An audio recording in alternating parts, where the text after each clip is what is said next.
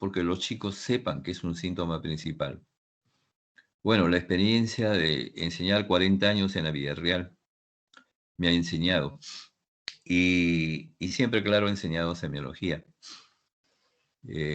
También he trabajado, obviamente, en otras universidades. Y bueno, y entonces, a veces los chicos terminan toda la asignatura de semiología y no saben qué es el síntoma principal.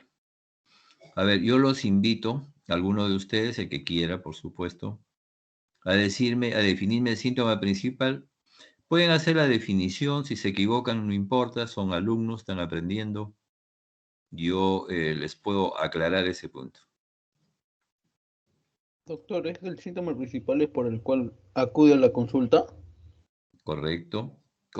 Perfecto. A ver, otra opinión.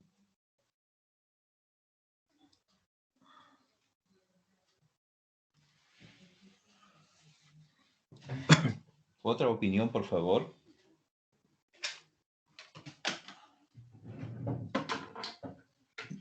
¿Ya están en qué rotación? Tercera, creo. ¿O qué rotación? Segunda rotación. Segunda rotación, ya tienen que saber. En la primera rotación, ¿qué han hecho? ¿General o respiratorio? Perdón, ¿general han hecho o qué? Semiología renal. Ah, renal. Bueno, ahí han tenido que decirles, ¿no? Lo ideal, pues, es empezar, a mí me parece, con semiología general, todos. Pero bueno, no es así, así la asignatura está diferente. Entonces, deben saberlo seguro. Den su opinión, a ver, me gusta saber su opinión, porque han tenido que hacer historias, ¿no es cierto? ¿O no? Sí, doctor. Claro. Lo que nos explicaron era que el síntoma principal era por el que el paciente acude a consulta, ¿no? Por ejemplo, si tiene un dolor, no sé, por ejemplo, un Por dolor, ejemplo, dolor un torácico. dolor torácico, ajá, sí, un dolor torácico y otro dolor, por ejemplo, de rodilla, ¿no? Ajá, Entonces va al hospital por el dolor torácico, porque justamente se puede acompañar porque no puede respirar y así. Entonces, correcto. ese sería el principal. Ya, perfecto. Pero si el dolor de rodilla es más intenso que el dolor torácico, Claro, sería por el más intenso por el que acude a consulta. correcto. A ver, otra opinión quiero, otra opinión. Den las opiniones que quieran. No importa, no vamos a demorar un poquito esto, pero es súper importante lo que les estoy diciendo, súper importante. Porque siempre en su historia clínica van a colocar ustedes síntomas principales, ¿no? Forma parte de la historia. Entonces el síntoma principal ustedes van a tener que colocarlo en función de cómo saben que es síntoma principal, ¿no? ¿Alguna otra definición o ya todos están de acuerdo con las dos definiciones que nos han dado? ¿Todos están de acuerdo? Bien. Entonces les voy a contar qué es síntoma principal. Mire, síntoma principal es aquel que nos lleva de la mano al diagnóstico. El que nos lleva de la mano al diagnóstico. Entonces, no necesariamente es el motivo por el que el paciente acude al hospital, a un consultorio, o porque el paciente de repente dice, esto me molesta más, que no sé cuánto. No es siempre el síntoma principal. Síntoma principal es el que me lleva de la mano al diagnóstico. Y para hacerlo didáctico, aunque no hemos desarrollado esta clase todavía bien, por ejemplo, yo diría que el dolor torácico es un síntoma principal en el aparato respiratorio, por si acaso. Si ese dolor torácico se localiza en un lugar del tórax y que es como una hincada y que se exacerba con la inspiración. Entonces, si el paciente me dice, doctor, yo tengo dolor y cuando yo respiro me duele más, eso significa y me hace pensar, ¿no? Que el paciente podría tener tal vez compromiso pleural. Entonces, síntoma principal. ¿Por qué? Porque me orienta a pensar, en primer lugar, que estoy ante un síntoma que depende del aparato respiratorio. 2, que es un síntoma que además del aparato respiratorio me lleva a hacer pensar que tiene compromiso pleural. Porque el dolor torácico se puede presentar pues, por muchos elementos están en el tórax, ¿no es cierto? Y eso es para todo, no es solamente para el aparato respiratorio, es para todo. No se olviden esto, si ustedes no saben qué es la definición de síntoma principal, no van a poder colocar en su historia qué es síntoma principal, en las muchas historias que seguramente están haciendo. Entonces, ya saben la definición. Y lógicamente también muchas veces les permite hacer una diferenciación con otras patologías. Entonces, el dolor torácico puede ser síntoma principal en el aparato respiratorio. Y eso es lo que vamos a desarrollar el día de hoy. En sí, en el aparato respiratorio hay pocos síntomas principales que podrían serlo, ¿no? Uno de ellos es el dolor torácico y otros son los que vamos a ir desarrollando a continuación. Entonces, ¿cuándo se considera que un paciente tiene dolor torácico?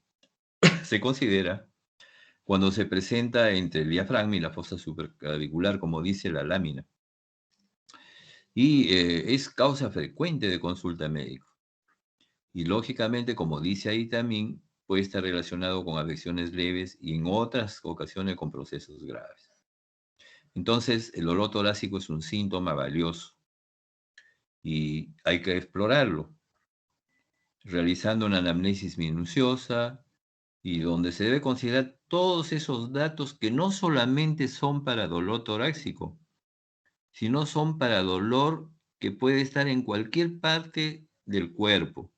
Ustedes tienen que ir siempre en ese orden. Cuando un paciente tiene dolor, en primer lugar, tiempo de evolución. En el caso del dolor torácico hay que averiguar el tiempo de evolución. Pero, ¿dónde está localizado? ¿En qué parte del tórax se localiza? El carácter del dolor, ¿cómo es el dolor? Porque eso hay que preguntarle al paciente, en ese orden. Su intensidad, si consideramos de 0 al 10, le decimos al paciente cuánto es ese dolor de intensidad, de 0 al 10. Si se irradia, si se exacerba o se mitiga. Y lógicamente, siempre cuando tengan ustedes un síntoma, hay que interpretarlo en forma integral. Se valora con el conjunto de síntomas que tiene el paciente y lógicamente con un buen examen físico que permitan eso, realizar un buen diagnóstico sindrómico y clínico. Si ustedes hacen diagnósticos tan solo por un signo o un síntoma, siempre van a errar. Siempre hay que integrarlo para que ustedes puedan elaborar diagnósticos sindrómicos que son muy importantes. No veo la hora, sí. Entonces, como verán ustedes, sí, lo va a ir subiendo por poquito, señorita Romero. Entonces, el dolor torácico, pues, representa, como ven ustedes ahí, el 5 al 15% de las consultas por urgencias. Ustedes muchas veces habrán tenido dolor torácico, ¿no? Y siendo la más frecuente el dolor osteomuscular. Seguro que han tenido ustedes dolor osteomuscular en algún momento. Figúrense, es el 42.86%, les van a consultar. Ustedes van a ser médicos en el futuro de atención primaria, así como van las cosas de atención primaria. Entonces, ustedes tienen que prepararse para eso. Luego, el dolor cardiovascular, 23.8%, el pleuropulmonar, que es 19.4%, que es el que nos lleva a esta clase. Y cuando ustedes descartan los problemas orgánicos, seguramente que quedará como un problema psicofuncional. Subimos un poquito. Eso es. Ahí están las causas del dolor torácico, que eso lo pueden encontrar todos los libros, pero las voy a enumerar, ¿ya? Por ejemplo, en la cardiovascular, una causa frecuente de dolor torácico es el síndrome coronario agudo, el infarto, la angina. Cuando es secundario también a miocardiopatías hipertensivas, en pacientes con anemia pero severa, por la hipoxia, ¿no? La hipoxia que se produce en tisular, en hipoxemia grave, obviamente, en los pacientes que tienen taquiarritmias, especialmente fibrilación auricular, ¿no? Y en los pacientes con miocardiopatía hipertrófica obstructiva. La no isquémica, disección aórtica, no común. La pericarditis también, que en nuestro medio es frecuente por tuberculosis, y se presenta el dolor en el precordio, ¿no? Prolapso mitral, generalmente secundario a infartos. Igual en los infartos se producen roturas de cuerdas tendinosas. En las miocardiopatías, ¿no? Ya les dije fibrilación auricular. Subimos, por favor. Tuvimos la lámina.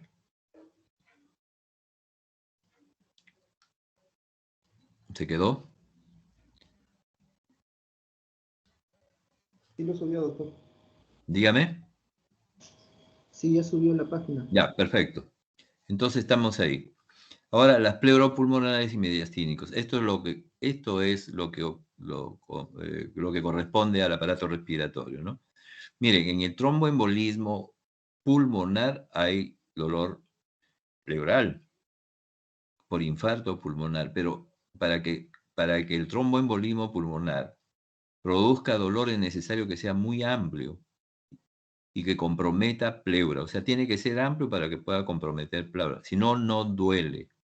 O sea, no vayan a pensar que todos los tromboembolismos pulmonares producen dolor. Cuando produce dolor, ustedes dicen, este paciente posiblemente tenga compromiso también pleural, o es amplio, ¿no? En el caso del neumotórax, porque obviamente cuando el aire penetra en la pleura, puede ser directamente o a través, en forma valvular, que son los neumotórax a tensión, eh, penetra el aire y eso distiende la pleura, jala estructuras y eso condiciona dolor. En los procesos neumónicos, cuando la neumonía es amplia y compromete también la pleura, ustedes pueden tener una neumonía, o sea, un síndrome de condensación, todos los datos, síntomas y signos. Y no puede tener dolor, porque no hay compromiso pleural, pero sí esa condensación. Ustedes ven que el paciente viene y dice, doctor, me duele en el tórax, y se aumenta cuando respiro. Es porque se ha comprometido la pleura. O ha producido pleuritis o ha producido un derrame pleural. También en la mediastinitis aguda, en el enfisema mediastínico, o sea, cuando hay presencia de aire en el mediastino, en los tumores mediastínicos, en la traqueobronquitis, sobre todo en la parte alta, adelante, ¿no? Seguramente alguna vez han pedido su traqueitis ustedes de repente y hay dolor ahí, se inflama esa zona. Y la pleuritis, por supuesto, que es lo que vamos a hablar de ello, en la pleuritis. En el derrame pleural, cuando hay pleuritis, ¿no? O sea, la pleuritis puede dar derrame pleural. No en todos los derrames pleurales, por si acaso hay dolor. Por ejemplo, un derrame dependiente de insuficiencia cardíaca, no hay dolor. ¿Por qué? Porque no hay inflamación de pleura. Tiene que haber inflamación de pleura para que se pueda producir dolor. Por eso les decía, el, el dolor torácico con ciertas características es síntoma principal, porque nos dice hay pleuritis, hay compromiso pleural. Los tumores pleuropulmonares también, cuando hay compromiso lógicamente de pleura, cuando hay metástasis a la pleura de otros, neoplasia de otros lugares, en los broncoespasmos, pero severos, ¿no? En el estado asmático, y ocasionalmente en hipertensión pulmonar. Y los problemas osteomusculares, ¿no? Como les dije, en el tórax hay muchas estructuras que pueden dar dolor torácico, pero no dolor pleural. Por ejemplo, las artropatías del hombro de la columna, los calambres de los músculos intercostales, y las bursitis, cuando hay fracturas por traumatismos o por neoplasias que metastatizan a las costillas, cuando hay distensión muscular, hacen un ejercicio muy intenso, tienen dolor, o posicional en estos tiempos de enseñanza virtual o aprendizaje virtual, pues está mucho tiempo ahí frente a la computadora y la posición condiciona eso. La cervicoartrosis, las hernias discales, cervicales, dorsales, que son tan frecuentes en esta época. Después hay un síndrome que se llama de Tates, que es una inflamación de la cuarta articulación condroesternal. Ustedes tocan esa articulación y duele. A veces se parece hasta el dolor pleural, pero cuando ustedes tocan ahí, duele. En el caso del dolor pleural no hay dolor pues a la palpación ahí, ¿no? Y esto se presenta en pacientes que tienen tos larga data. En los procesos digestivos, en los reflujos gastroesofágicos, muy frecuente, sobre todo en adultos mayores o en pacientes que tienen hernias hiatales. Entonces, el contenido gástrico fluye hacia el esófago, inflama y produce dolor.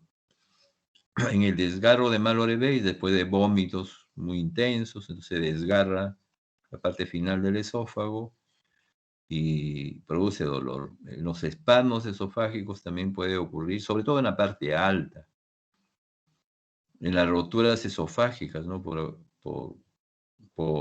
neoplasias, etc.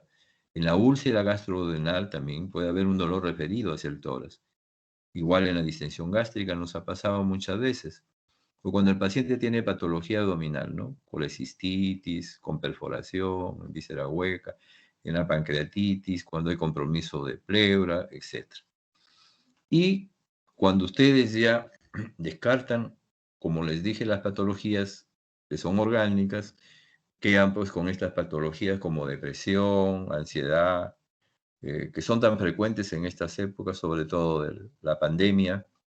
Se han acentuado estos procesos o se han presentado por ese motivo, hay que tenerlo en cuenta siempre. Luego, pacientes que simulan por algún motivo, están presos, quieren salir, simulan dolor, o también en ese síndrome de Acosta, ¿no? O dolor de mama izquierda.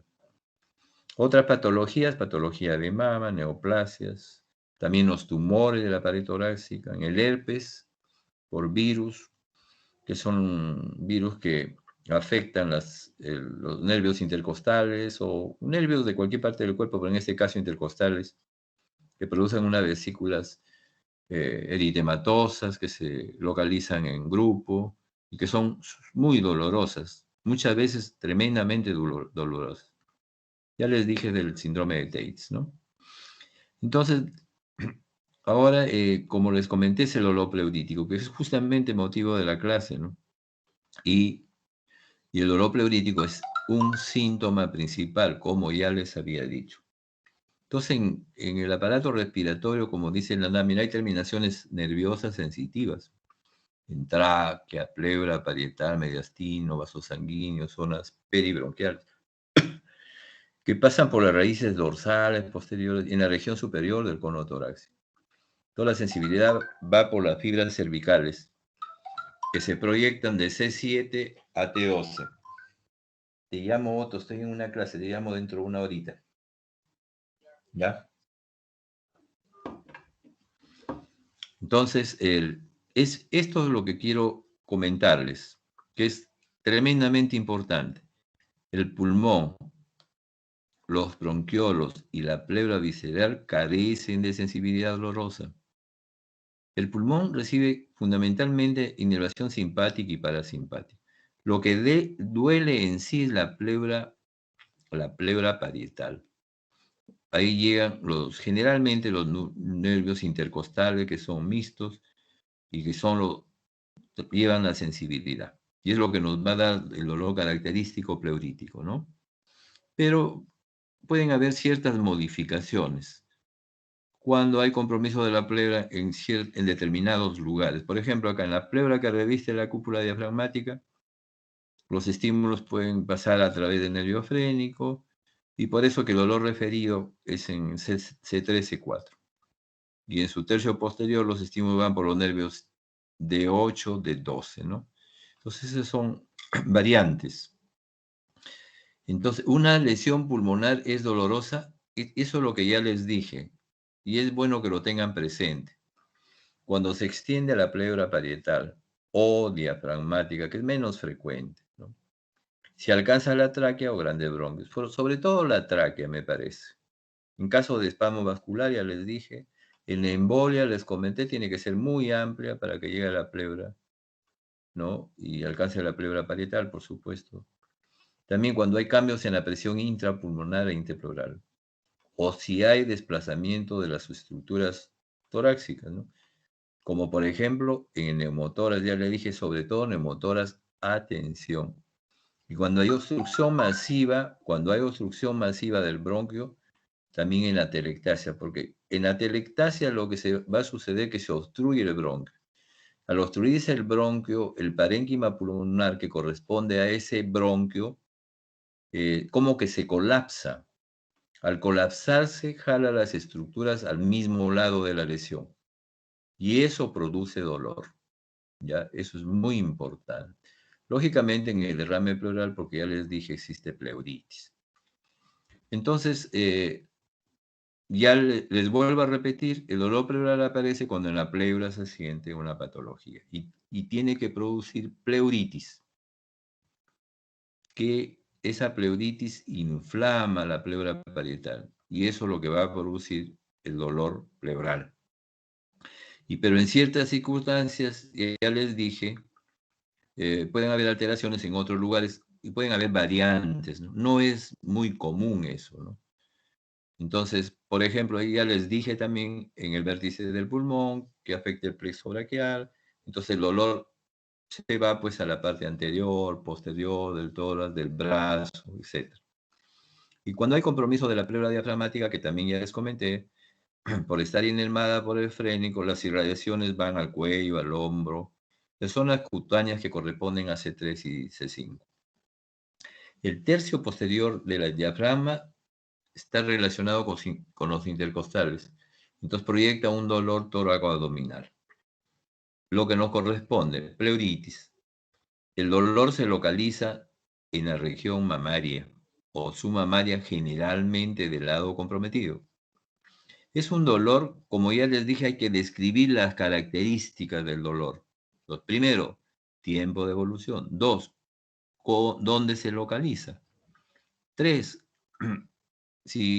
perdón, pasó lo de pleuritis, ya lo pasó mucho, para ir orientándome un poquito, baje, por favor. Ya, ahí.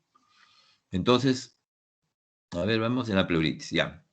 Entonces, primer lugar, tiempo de evolución. Segundo lugar, dónde está localizado. Parte anterior del tórax, lado derecho, lado izquierdo, parte posterior, etcétera, ¿no? Del tórax. Luego, cuál es el carácter, en el dolor por la pleuritis, el dolor es en punta de costado, intenso. Y esta es una característica de gran importancia. Aumenta con la inspiración profunda.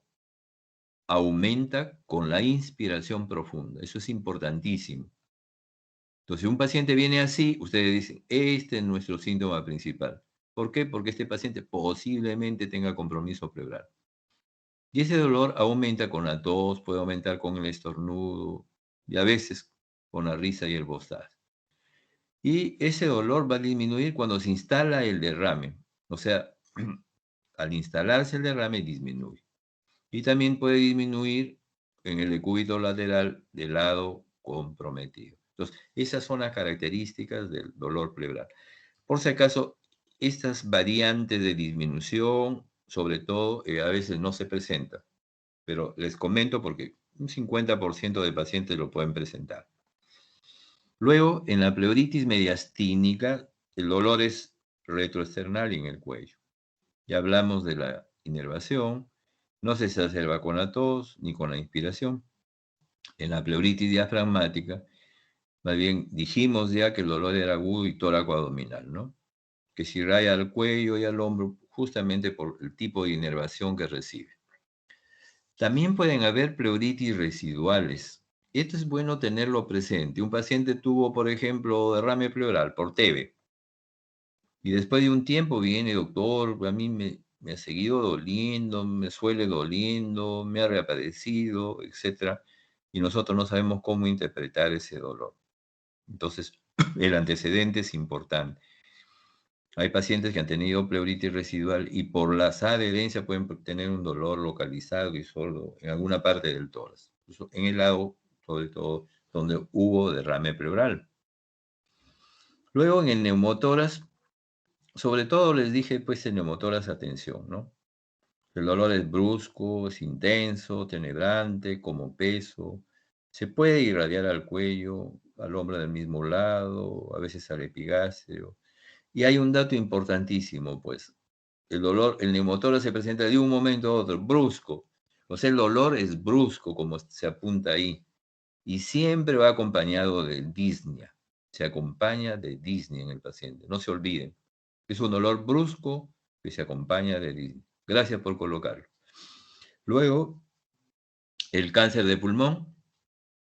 El dolor se produce pues después de un periodo de tos. Generalmente en el cáncer de pulmón los pacientes tienen un periodo de tos de larga edad, 1 mes, 2 meses, etc. Empiezan a bajar de peso, tienen poco apetito y de repente, ¡pum!, se presenta ya la expectoración, ¿ya? En estos pacientes con cáncer de pulmón se presenta el dolor por la atelectasia masiva, o sea, se obstruye, puede obstruir un bronquio y lógicamente jala las estructuras y produce dolor. Muchas veces también es por compromiso mismo de la pleura. Cuando esta neoplasia es del vértice pulmonar, recibe el nombre de tumor de páncreas, que produce dolor en el hombro y brazo por el compromiso del plexo braquial. Si hay excitación del simpático por este dolor, por este compromiso, perdón, da origen al síndrome de Purfur de Petit. ¿Por qué se caracteriza el síndrome de Purfur de Petit? Por exoftalmía, o sea, los ojos se protruyen. Midriasis, las pupilas se dilatan más de 5 milímetros de diámetro y hay aumento de la hendidura palpebral. En cambio, si hay parálisis del simpático, se presenta el síndrome de Bernard Horner. O sea, enoftalmía, o sea, el ojo se va hacia adentro, hacia atrás. El paciente presenta miopsis, o sea, una pupila menor de 3 milímetros de diámetro, y hay disminución de la hendidura palpebral. Muy bien, seguimos con neumonía.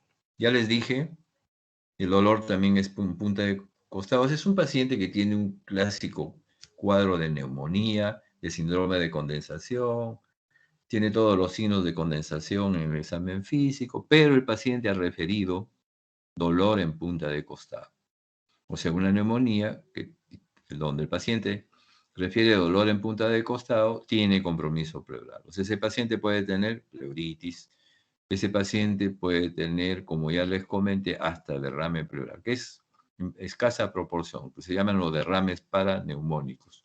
Entonces el paciente con neumonía pues tiene una sintomatología clásica, ¿no? Sobre todo cuando es adquirida en la comunidad y es por neumococo. El paciente tiene fiebre de 39-40 grados, o sea, continua, puede tener tos con expectoración verdosa, hemoptoica, o sea, significa sangre en la expectoración, y en el examen físico, pues todos los signos de una condensación que ya les van a enseñar seguramente en las clases. Luego el tromboembolismo pulmonar. También presenta dolor, ya les dije, pero para ello es necesario que produzca un infarto muy amplio y que llegue pues a la pleura parietal. Estos pacientes como tromboembolismo pulmonar tienen que tener un antecedente X, es muy importante. Y después de ese antecedente, por ejemplo, una trombosis venosa profunda, etc. Y de repente empiezan a tener dolor retroesternal, opresivo, y que se acompaña de disnea, puede ser cianosis o no, también inestabilidad hemodinámica. Entonces, ya les dije, 30% produce infarto pulmonar y se manifiesta eso por dolor pleurítico, siempre y cuando el infarto pulmonar sea muy amplio. Entonces, el paciente puede tener además fiebre, ¿no? Puede tener también expectoración hemoptoica. Y lógicamente, en el examen físico se asocia a signos auscultatorios pulmonares y también pueden ser cardíacos. Bien, seguimos. Este es el otro síntoma y que puede ser signo, la disnea, que puede ser síntoma principal en el aparato respiratorio. O sea, puede ser nuestro síntoma principal la disnea, no se olvide. ¿Por qué? Porque la disnea nos orienta, ¿no? Nos orienta a pensar en algo específico casi, ¿no? Y por eso es síntoma principal. Nos lleva de la mano al diagnóstico. Entonces, ¿qué es la disnea? Es la dificultad respiratoria, ¿no?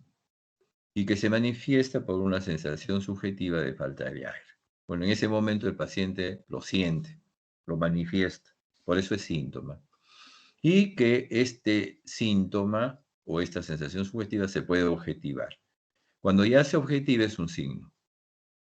Entonces, es un signo cuando ya hay cambios en amplitud, cuando hay cambios en la frecuencia, cuando hay cambios en el ritmo, o también en la duración de la fase inspiratoria o expiratoria. Pues este paciente tiene disnea inspiratoria o este paciente tiene disnea expiratoria.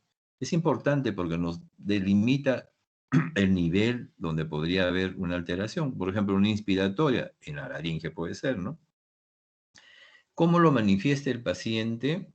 De distintas formas. Por ejemplo, doctor, cuando camino me ahogo, cuando camino me falta el aire, o me canso al caminar, o me oprime el pecho, por ejemplo, el paciente con asma, no puedo respirar, como los pacientes con COVID. Entonces, lo manifiesta de distinta manera el paciente. En ese momento es una sensación subjetiva, es un síntoma, ¿no es cierto? Bien, esto de la fisiopatología de la línea, pues no se sabe, no se ha podido aclarar muy bien completamente los mecanismos exactos que producen la línea, pero hay una serie de teorías que yo nomás los voy a enumerar, ¿ya? Por ejemplo, la de la hiperventilación, que conduce a un ente importante el trabajo de la respiración y ventilación minuto. Entonces, esta hiperventilación conduce a la hipoxia tisular, ¿no? Y después hay varios factores fisiológicos que aumentan el trabajo respiratorio. Por ejemplo, la constricción de la vía respiratoria debido a la hipocapnia alveolar, la reducción de la tensión de oxígeno en el diafragma y músculo del tórax, o estados de tensión de los músculos del diafragma y la parte posterior del tórax. Entonces ahí se hace evidente la disnea, obviamente. O cuando hay aumento de la actividad motora también del tronco cerebral. ¿Por qué? Porque hay un estímulo que aparece en los quimiorreceptores carotídeos y aórticos que dependen mucho de la presión parcial de oxígeno o de la presión parcial de CO2, ¿no? O también cuando hay aumento de la concentración de hidrogeniones, sobre todo en líquido cefalorraquídeo, lo que da origen a la respiración de Kussmaul. Existen también, se piensa, receptores pulmonares de la pared torácica que dan información sobre el estado de la respiración y en relación a la resistencia vía aérea y la expansión tisular. Hay tres tipos de esos receptores. A ver, sube un poquito, por favor. Receptores de estiramiento. Eso tiene que ver con el reflejo de Henning-Brauer, que ustedes lo aprendieron muy bien en fisiología. También hay receptores de irritación que se encuentran en las células epiteliales, sobre todo en las vías de grueso calibre. Entonces, su estimulación puede producir constricción de la vía aérea y un patrón de respiración rápida, ¿no? Ahí generalmente es posible que intervenga en la respuesta de broncoconstricción del paciente con asma bronquial. Y también hay receptores en los yuxtacapilares o J, ¿no? Seguimos, subimos, por favor. Bien. Y también se especula que en la pared torácica también hay receptores, etcétera, y que pueden producir estímulos que van por la vía vagal. Entonces, en general, la disnea se produce pues, por una activación excesiva o anormal de los centros respiratorios del tronco encefálico. Y esta estimulación se debe a estímulos que se transmiten a punto de partida, los receptores, todos los receptores han sido mencionados. Por eso no está muy claro todavía el mecanismo fisiopatológico. Esa es la clasificación fisiopatológica de la disnea. Es una enumeración prácticamente, por ejemplo, según mecanismo fisiopatológico, por mayor demanda de ventilación, fisiológico, ejercicio, ustedes corren y claro, aumenta su respiración, que es una forma, una manifestación de la disnea. En el embarazo por presión, y en las grandes alturas por hipoxia, generalmente más de 3.000 metros sobre el nivel del mar. Patológicos ya las anemias, pero severas, con los pacientes que tienen acidosis, donde hay una gran cantidad de hidrogeniones que estimulan el centro respiratorio, dan origen a la respiración de Kussmaul. Y las hipoxemias, obviamente, una de las manifestaciones clásicas de la hipoxemia es la disnea, ¿no? En la hipercapnia también.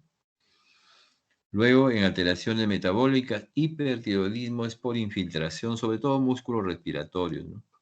en el hipotiroidismo. Y en el hipertiroidismo es porque el metabolismo está acentuado, entonces hay necesidades de grandes cantidades de oxígeno por los tejidos y eso estimula el centro respiratorio. En la obesidad mórbida, porque se infiltran los músculos respiratorios y pueden condicionar un síndrome que se llama de Piwik. Luego, cuando hay la mecánica normal de vías aéreas, del pulmón o de la pared torácica, ejemplos, asma bronquial, la bronquitis aguda, la bronquitis crónica, la bronquiectasia, ¿no? Y en enfermedades pulmonares crónicas, por ejemplo, el EPOC, el enfisema, la neumonía, la atelectasia, la fibrosis pulmonar. Generalmente el EPOC, enfisema pulmonar y fibrosis pulmonar son disneas que van progresando, grandes, medianos, pequeños esfuerzos.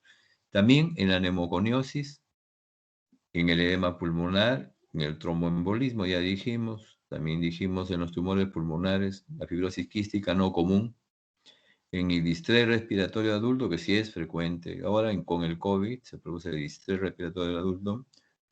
El paragonimus, que son parásitos, ¿no?, que afectan el aparato respiratorio, en los pacientes que pueden tener micosis o neumonitis de distinta causa, ¿no?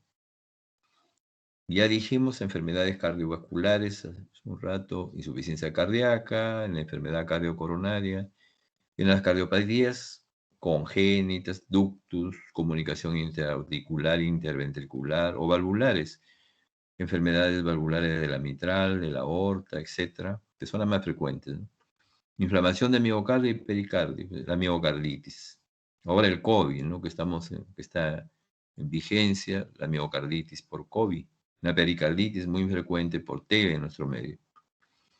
La miocardiopatía, alteraciones de ritmo cardíaco, todas las taquiarritmias, especialmente la fibrilación auricular, ¿no?, en los tumores cardíacos, enfermedades infecciosas de las vías aéreas altas, difteria, tosferina, bronquiolitis, el CRUF laringio, que produce disnea inspiratoria, tuberculosis, enfermedades de laringe, la epiglotitis, inflamación, laringitis, son frecuentes más en niños, ¿no? Tumores de laringe, cuerpos extraños que obstruyen la laringe y producen líneas inspiratorias que pueden matar al paciente. Edema de glotis en el edema angioneurótico. O sea, uno coloca una inyección sin preguntarle al paciente si era alérgico y el paciente hace un edema angioneurótico que edematiza la glotis, que lo obstruye y produce línea inspiratoria, insuficiencia respiratoria y muerte si no es atendido. En las estenosis traqueales, en los tumores traqueales y en las alteraciones de la pared torácica, ¿no? Seguimos para arriba. Enfermedades pleurales, como por ejemplo, ya dijimos, la pleuritis que condiciona derrame pleural. Neumotoras por presencia de aire. La paquipleuritis es por secuela de TB pleural, generalmente derrame. Se unen a dos pleuras y producen paquipleuritis. En las enfermedades neuromusculares, la poliomielitis, que ya no vemos, en accidentes que producen lesiones medulares, en la miastenia por un déficit de acetilcolina, y en la parálisis ascendente progresiva, el síndrome de Guillain-Barré. Dicen que el COVID produce como secuela Guillain-Barré, ¿no? Luego, alteraciones psicógenas, cuando hay depresión, ansiedad, neurosis, sobre todo, disociativas, el paciente hiperventila y se vuelve disneica. Cuando hay reflujo gastroesofágicos que ascienden, no hay incompetencia del esfínter gastroesofágico, entonces sube el contenido gástrico y puede ir al pulmón, sobre todo en las noches. Es muy frecuente en adultos mayores, en pacientes que tienen accidentes cerebrovasculares o lesiones, o alguna enfermedad neurológica, ¿no? Luego, ¿cómo se orienta uno en la disnea? Es fundamental la historia básica, ¿no?, en un paciente, en cualquier paciente. Les hace 95% del diagnóstico la historia clínica. Una historia bien hecha les hace un diagnóstico. Una historia mal hecha les hace errar siempre. O sea, la historia es fundamental para el diagnóstico, tanto sindrómico como diagnóstico clínico. Entonces, nosotros vamos a obtener pues una historia con una anamnesis completa, con todos los datos de la anamnesis, un examen minucioso, un examen físico minucioso, ¿no? Y en la anamnesis, si bien se hace toda la anamnesis completa, se da más importancia a la edad, sexo, ocupación y procedencia que pueden estar en relación con este síntoma, ¿no? También averiguar sobre antecedentes personales, familiares. Entonces, cuando un paciente tiene disnea, nosotros vamos a ver el tiempo de enfermedad, como siempre, como en toda enfermedad, cómo se inició, cómo evoluciona, si se determina pues, si es aguda, súbita o crónica la enfermedad, ¿no? Para poder determinar y correlacionar con la etiología de la enfermedad, el grado de la disnea, el tipo de la disnea, y con qué otros síntomas se acompañan, ¿no? Como fiebre, tos, expectoración, hemoptisis, dolor torácico, vómito, cianosis, baja de peso, anorexia y sudoración. Ya les dije, cuando tenga un paciente con un síntoma, siempre hay que interpretarlo en conjunto, integralmente, para no fallar y para poder elaborar los síndromes, ¿no? Y lógicamente, en función del diagnóstico sindrómico, se pedirán, se hará un planteamiento diagnóstico ya clínico y se solicitarán los exámenes sociales. No al revés, porque ahora se acostumbra a hacer el diagnóstico por exámenes auxiliares y le piden una batería de todo. Eso no es justo, eso no está bien, no es bueno para el paciente y no está bien para la ética del médico. Luego, la clasificación según su evolución en disnea aguda, que ahí está en la lámina de origen respiratorio, está neumonía, aspiración, derrame, alteraciones del sistema nervioso, distrés, o extrapulmonar, el edema pulmonar cardiogénico, la anemia, la acidosis metabólica. Suba, por favor. Disneas súbitas, también igual, origen broncopulmonar y extrapulmonar. Broncopulmonar, ahí están todas las causas. Ya. Luego la disnea crónica, enfermedades broncopulmonares, obstructivas como enfisema, el asma, bronquitis también. Ahí creo que hay que considerar la fibrosis, ¿no? No, en obstructiva no hay fibrosis, enfisema, bronquitis sí. En las restrictivas hay fibrosis, o sea, la enfermedad pulmonar intersticial, o alteraciones de la pared torácica, en fibrosis pleural, en parálisis frénica, por una neoplasia sobre todo. Y otras como hipertiroidismo, anemia, insuficiencia cardíaca y sistema nervioso. Esas son las clasificaciones ahí de la disnea. Miren, esto lo usan los cardiólogos de la New York Heart Association. Clase 1, ausencia de síntomas con actividad intensa. Clase 2, síntomas con actividad moderada. Clase 3, síntomas con escasa actividad.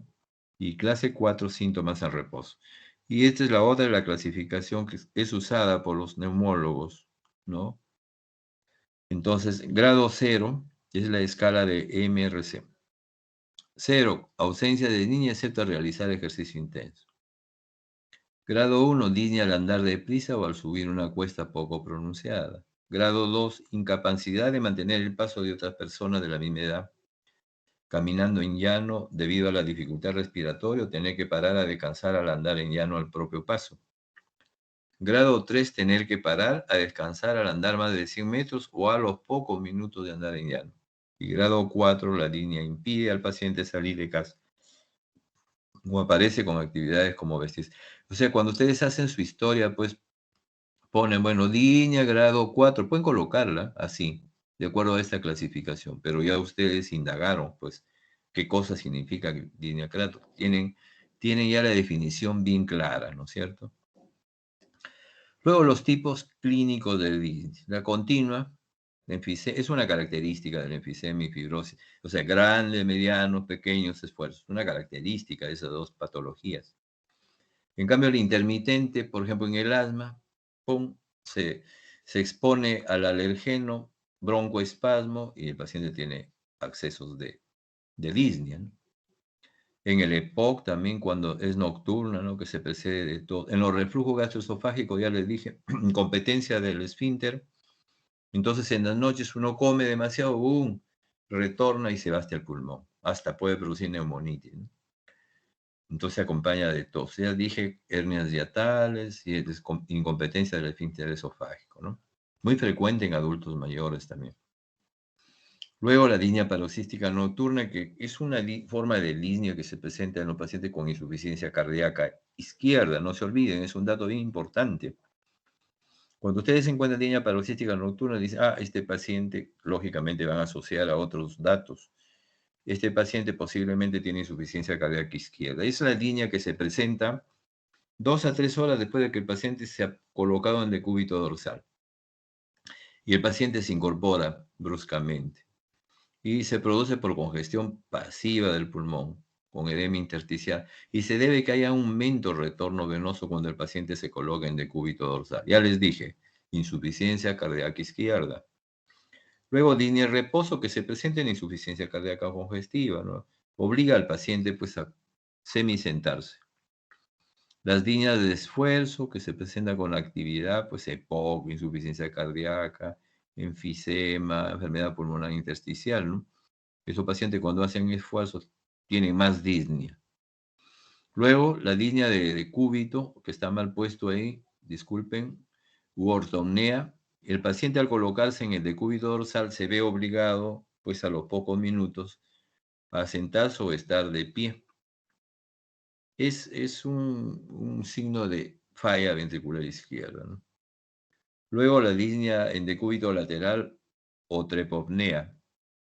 Es la intolerancia en el decúbito lateral.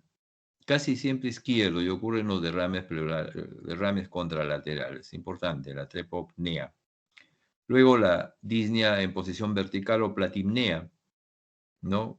Se alivia con el decúbito dorsal, pero se presenta cuando el paciente está parado. ¿Seguimos?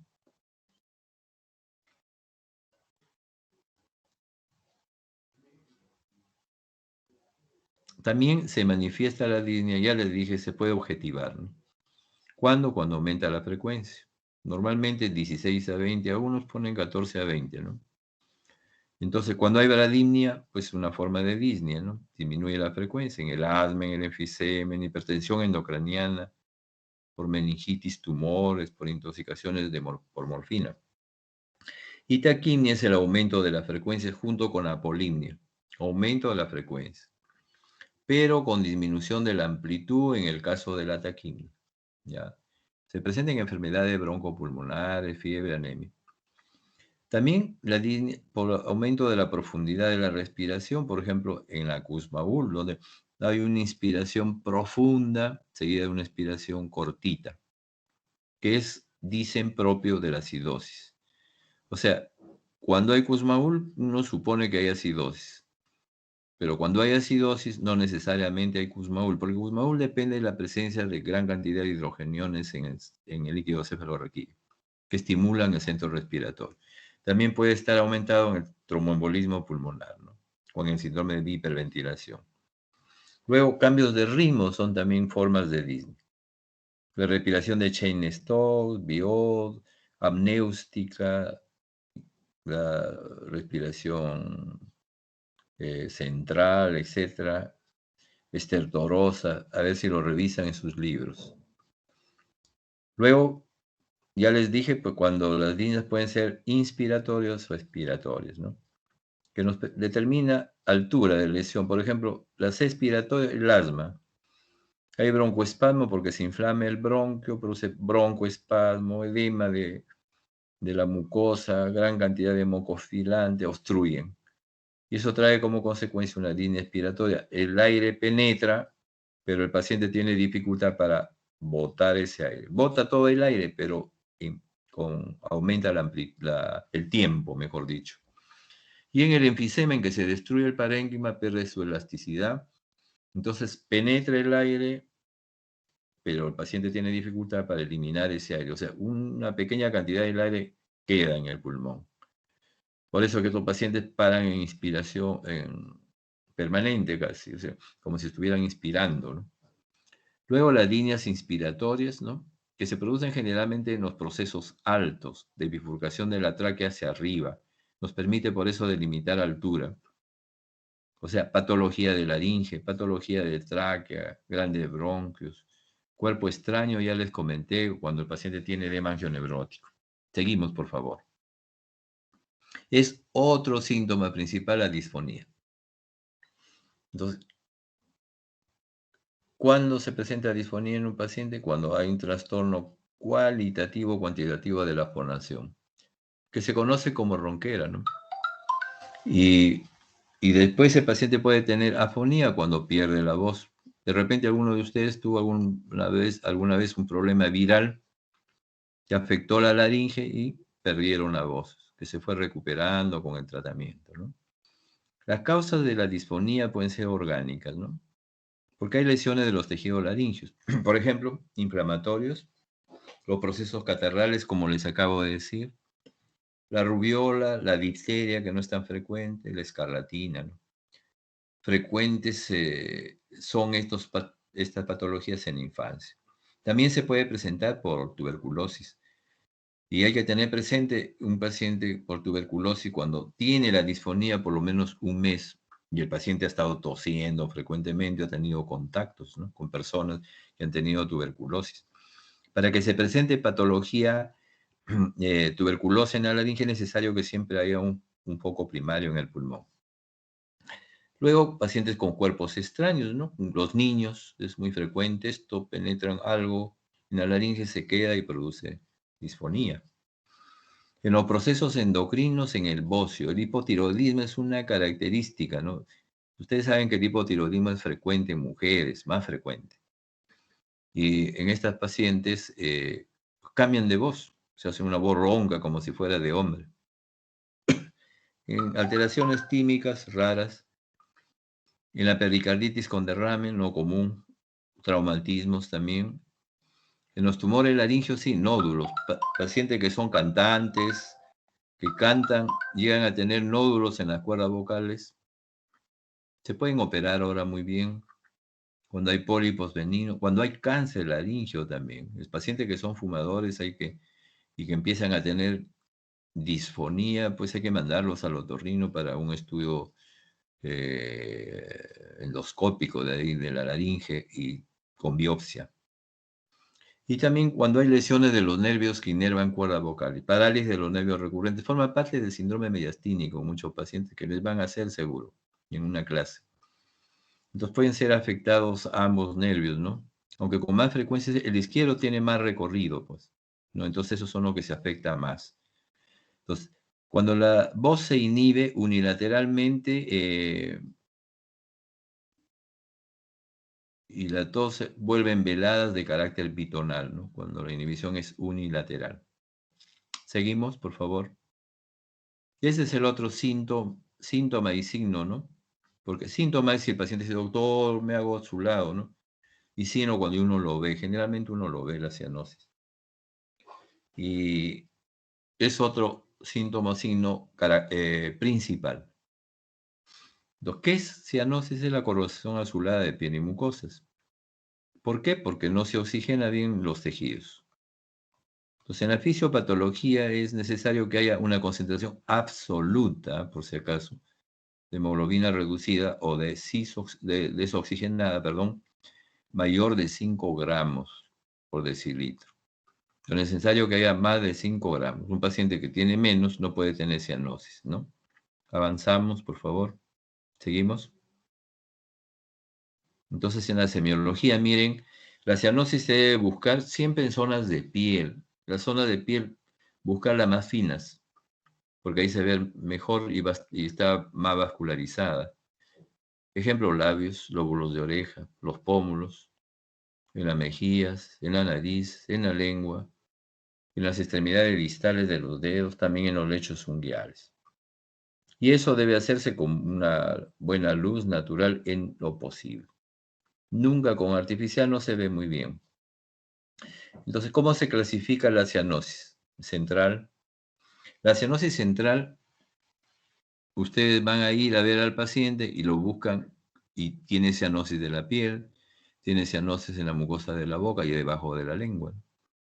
Si ustedes tocan la piel del paciente, está con temperatura normal. En la cianosis central, esa cianosis central, si ustedes frotan la piel de los brazos, de las piernas, no desaparece. pero sí desaparece si se le administran oxígeno al paciente. En cambio, la cianosis periférica nosotros la vamos a ver en las manos, en las yemas de los dedos, en las piernas, en las yemas de los pies. Se vuelven azules. Y esto es lo básico, ¿no? La cianosis periférica se presenta siempre por mala perfusión. Siempre por mala perfusión. Es la diferencia con la central. Entonces, como hay mala perfusión, hay poco aporte de oxígeno a los tejidos, como consecuencia se reduce la hemoglobina a nivel periférico. Y eso produce la cianosis. Entonces, hay que ver si esa cianosis pues, es uni o bilateral, ¿no? Las mucosas de la boca y debajo de la lengua no se comprometen en ese tipo de cianosis periférica. Si ustedes tocan la piel, por ejemplo, una trombosis venosa profunda del miembro inferior derecho, por ejemplo, tocan la piel, está fría. Esa diferencia de la cianosis central, ¿no? Si ustedes frotan esa pierna, desaparece parcialmente la cianosis. Si ustedes le colocan oxígeno a ese paciente, no desaparece la cianosis. Entonces, esa es una forma de poder diferenciar semiológicamente la cianosis central de la periférica. Causas de cianosis central. Por ejemplo, disminución de la saturación arterial de oxígeno, ¿no? Por ejemplo, si disminuye la fracción inspiratoria de oxígeno, el FiO2, por altura, 3.500 metros sobre el nivel del mar, por ejemplo, por encima sobre todo, en cámaras de hipopresión, ¿no es cierto? Cuando hay gases inertes, cuando en las discotecas a veces se incendian, etc., el monóxido de carbono desplaza el oxígeno. Y cuando hay alteraciones de la función pulmonar, ¿no? Por ejemplo, hipoventilación alveolar, que se presenta mucho en obstrucción de vías aéreas altas, las enfermedades de la glotis, en los cuerpos extraños, ya les comenté, en el laringoespasmo, en el edema angioneurótico, cuando hay tumores altos. Alteraciones, cuando hay alteraciones del sistema nervioso central, cualquier tipo de alteración del sistema nervioso, infecciones, ictus, tumores, sobredosis de drogas, pues, cuando los pepean a las personas, ¿no? O sea, que va y deprime pues el centro respiratorio. Cuando hay alteraciones de la placa también neuromuscular, por ejemplo la miastenia gravis, el síndrome de Guillain-Barré, cuando hay alteraciones, miopatías, ¿no? Polimiositis, lesiones de médula, lesiones de la pared torácica. O sea, en todos esos casos producen hipoventilación alveolar. O cuando hay desequilibrio de la ventilación y perfusión del pulmón. La neumonía es el caso importante, sobre todo la grave, ¿no? En el edema agudo del pulmón, en el EPOC, donde se presenta esto, alteración, ventilación, perfusión, en las atelectasias, sobre todo graves, masivas, cuando hay desequilibrio, ventilación, perfusión, ¿no? Luego, alteraciones de la difusión, edema pulmonar en el distrés respiratorio agudo. Y cuando hay cortocircuitos anatómicos, ¿no? Cardiopatías congénitas, CIA, CIB, ductus arterioso, tetralogía de Fallot, etc. Cuando hay hipertensión pulmonar en los pacientes o cuando hay fístulas arteriovenosas pulmonares. Múltiples cortocircuitos también intrapulmonares de pequeño tamaño. En el síndrome hepatopulmonar, estos de múltiples circuitos intrapulmonares se pueden presentar en el paciente con cirrosis hepática. Por eso que los pacientes con cirrosis hepática, las uñas pueden ser cianóticos, se presenta lo que se llama los dedos hipocráticos, ¿no? En pacientes con hemoglobina con escasa afinidad, eso es infrecuente, no es muy común, ¿no? La metahemoglobinemia, la sulfahemoglobinemia, la carboxihemoglobinemia, etc. son no frecuentes. Causa de cianosis periférica, el ejemplo clásico, insuficiencia cardíaca. Es obvio, ¿no? El ventrículo izquierdo no puede bombear bien la sangre, entonces hay poca perfusión a nivel periférico. Usted puede encontrar cianosis de ambos miembros inferiores, con edema, etcétera, etcétera, ¿no? En los casos de hipotermia también, en los casos de vasoespasmo en manos, el síndrome de Raynaud, que se presentan las enfermedades autoinmunes, por ejemplo, esclerodermia, por ejemplo, lupus eritematoso, en las tromboangiitis, en las embolias, ¿no? Generalmente las embolias pueden dar cianosis periférica unilateral, puede ser bilateral también. En la coartación de la aorta, en la obstrucción venosa profunda, la trombosis venosa profunda, que se ve bastante, ¿eh?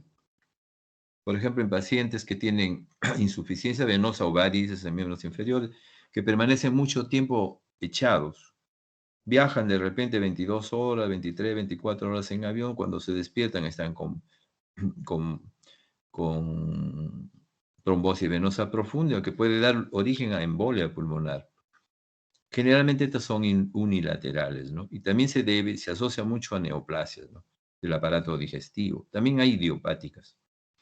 Cuando hay reacción a drogas aminosimpático-miméticas. Creo que con eso acabamos. A ver, suba, por favor. Ahí acaba. Entonces, les he enseñado, pues, 4 patologías, o 4 mejor, síntomas y signos semiológicos que pueden ser síntomas principales. No olviden de la definición para que puedan hacer bien sus historias. Hay muchos chicos que acaban el capítulo y no saben qué es, cómo colocar su síntoma principal. Bien, con esto acabamos. No sé si hay alguna pregunta.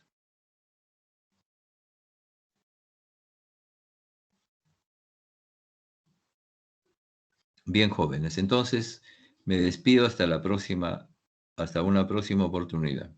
Creo que me toca auscultación, creo, no sé. Ya Sí, doctor. si ya coordinaremos con la señorita Romero, ¿ya? Doctor, ¿se me escucha? Sí, le escucho.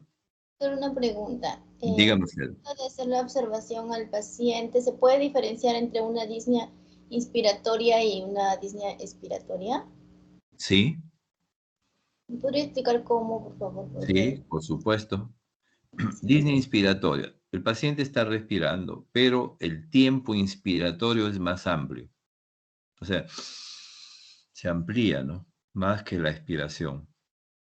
El ejemplo que les había puesto en las láminas era, se presenta mucho en niños que tienen problemas inflamatorios de laringe, que obstruyen la laringe, entonces el paciente hace disnea inspiratoria. La disnea inspiratoria es propia de alteración de la vía respiratoria alta, de tráquea hacia arriba, en el edema angioneurótico también. O cuando hay un cuerpo extraño, ¿no?